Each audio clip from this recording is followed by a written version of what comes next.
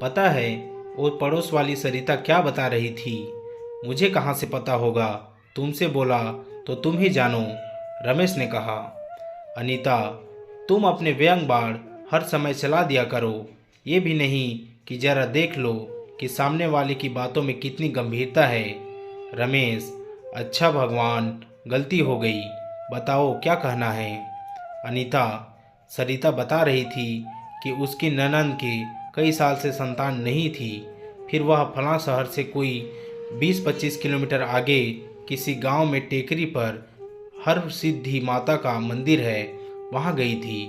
कहते हैं वहां मन्नत पूरी होती है, हम भी जाकर आए क्या? रमेश, अच्छा, तुम्हें बस मन्नत पूरी हो जाए इसलिए जाना है।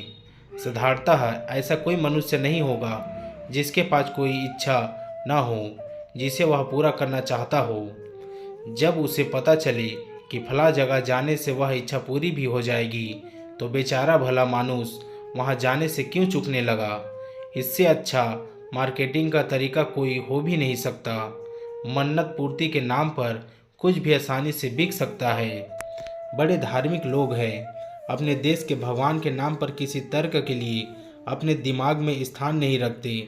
बस मन्नत पूरी हो जाए तो काहे का तर्क और काहे का वितर्क। रमेश का तो यही मानना था। अनीता, इनसे तो बस बहस करवा लो, सारी दुनिया कह रही है, पर वो सब तो बेवकूफ़ हैं। भगवान ने सारी समझदारी का ठेका तो बस इन्हें ही दे दिया है। स्त्री हट और बाल हट के आगे भला किसकी चलती है? रमेश को तो अनुमति देनी ही थी। अगले रविवार को जाना तय हुआ। रमेश और अनीता की बच्ची बबली बड़ी खुश थी कि अगले रविवार को हम घूमने जाने वाले हैं। बच्चों को क्या मतलब कि कहाँ जाना है, उनके लिए तो बाहर जाना मतलब मनोरंजन है, क्योंकि बबली के लिए अभी तक बाहर जाने का अनुभव केवल नानी के घर जाने का था। लेकिन इस बार तो नानी के घर की तरह किसी बड़े शहर थोड़े जाना है, जहाँ जाते ही सादर सत्कार और मेहमान नवाजी शुरू हो जाती है। रमेश का सोचना तो यही था कि बबली को ले जाकर क्या करेंगे। परेशानी ये थी कि बबली के दादा दादी भी गांव गए हुए थे, तो इसे कहाँ छोड़ कर जाए, इसलिए मजबूरी में साथ ले जाना पड़ा। रविवार को सुबह 10 बजे की ट्रेन थी, टिकट भी लेना था, सो थोड़ा जल्दी ही 9:45 तक स्टेशन पहुंच गए। 4 नंबर प्लेटफार्म पर ठीक 10 बजे ट्रेन आ गई। भारतीय रेल जब समय पर आए तो बड़ा सुकून सा महसूस होता है।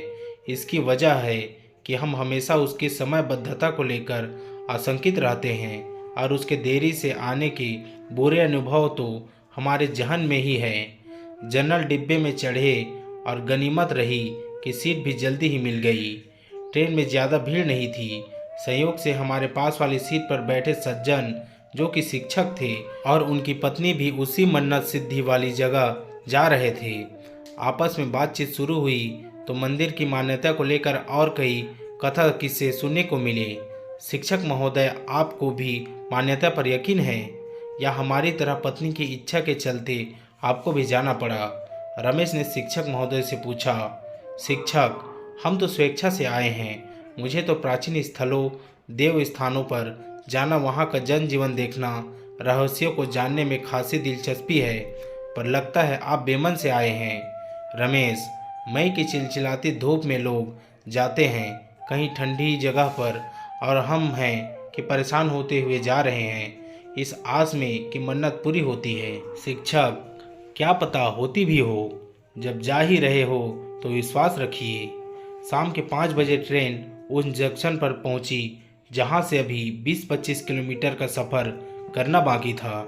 दिन भर की थकान सभी के चेहरे पर साफ दिख रही थी, लेकिन आस्था में शक्ति अपार होती है।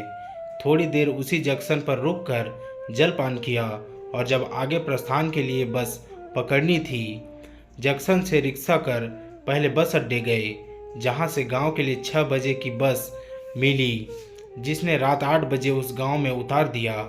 रमेश को अब बबली को गोद में लेना पड़ा। बेचारी बच्ची खुद पछता रही होगी कि वह यहाँ क्यों आ गई। यात्रा का इतना कठिन अनुभव उसने पहली बार किया है, वरना हर छुट्टियों में नानी के घर जाती, जो मात्र 2 घंटे का रास्ता है। उसमें भी स्टेशन पर ही मामा तैयार खड़े मिलते थे। ये गांव वैसा नहीं था जैसे आप आम हिंदुस्तान के गांव की कल्पना करते हैं। यहाँ बिजली भी थी, रहने की व्यवस्था भी अच्छी थी। बड़े बड़े होटल भले ना हो, पर धर्मशालाएँ अच्छी थी। रोड भी टूटी फूटी नहीं थी और परिवहन व्यवस्था भी ठीक थी। बस से उतरते ही एक व्यक्ति रिक्शा लेकर आया और कहा, मंदिर जाने आए हैं। रमेश ने हाँ में उत्तर दिया। रिक्शे वाले ने अपना ग्राहक भांप कर बोला कि अब तो मंदिर सुबह ही जाना होगा। चलिए आपको मंदिर के पास ही एक धर्मशाला तक छोड़ दूँ, सुबह वहीं से मंदिर चले जाइएगा। रमेश, कितने रुपए लोगे? साहब, वैसे तो 100 रुपये लेते हैं, पर आप 80 दे दीजिएगा। ये कहते हुए रिक्शे वाले ने अपने व्यवहारिक कौशल का परिचय दिया। अरे भाई, अब क्या सोचना, चलो बस, अब तो शरीर आराम मांग रहा है, कहकर शिक्षक महोदय ने सहमति जता दी। शहरों का वातावरण गांवों से कई ज़्यादा प्रदूषित होता है। बड़ी बड़ी इमारतों ने ऐसा कब्जा जमा रखा है कि पेड़ पौधे तो दिखाई ही नहीं देते। हाँ, बस दिखावट के लिए छोटे छोटे गमले रख लिए जाते हैं, जिन्हें देखकर गालिब की बात याद आती है। दिल बहलाने को गालिब ख्याल अच्छा है। जहाँ शहर में कूलर एसी में भी आदमी को चैन नहीं मिल रहा, वही गांव में छत पर ही क्या हवा चल रही है, आनंद आ रहा है ना शिक्षक साहब। कहते हुए रमेश ने शिक्षक महोदय की ओर नजरें घुमाई। शिक्षक महोदय, गांव में आज भी परिवेश प्रकृति से जुड़ा हुआ है। जो आनंद यहाँ है वो और कहीं नहीं है। सब ने छत पर ही अपनी अपनी खाट बिछा ली और थकान तो इतनी कि तुरंत नींद भी आ गई। सुबह ज्यों ही रमेश की आंखें खुली, सामने चाय के लिए अनीता खड़ी थी। आज वास्तव में बहुत अच्छी नींद आई, रमेश ने कहा। अनीता ने चाय का प्याला आगे बढ़ाते हुए आदेशात्मक स्वर में बोला, तो अब जल्दी से नहा भी लो, फिर दर्शन के लिए भी जाना है। 9 बजे तक सभी तैयार हो गए, बस अब निकलना था। मंदिर पैदल दूरी पर ही था।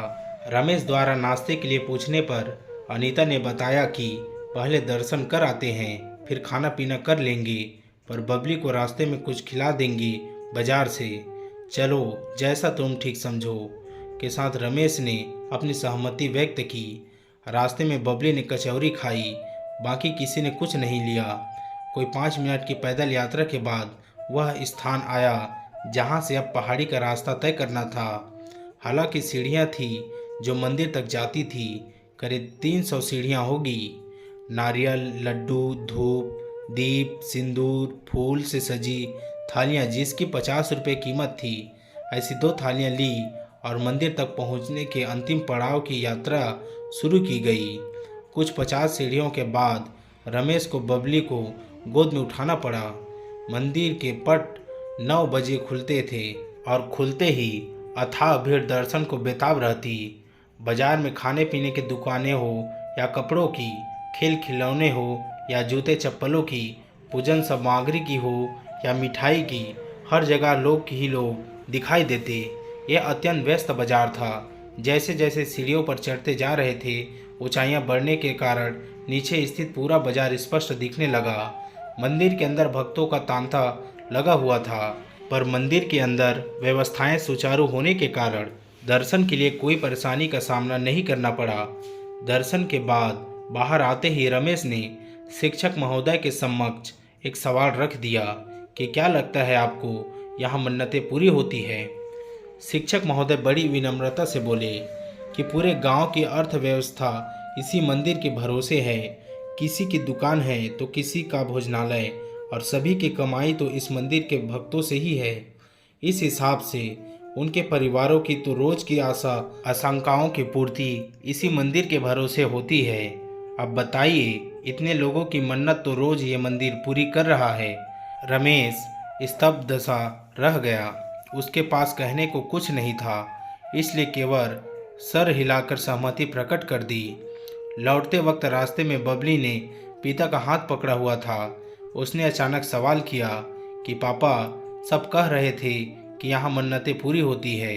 रमेश ने बबली को गोद में लिया और कहा, हाँ होती है, अगर आप दिल से मांगो तो। इस जवाब को सुनकर अनीता हैरान थी।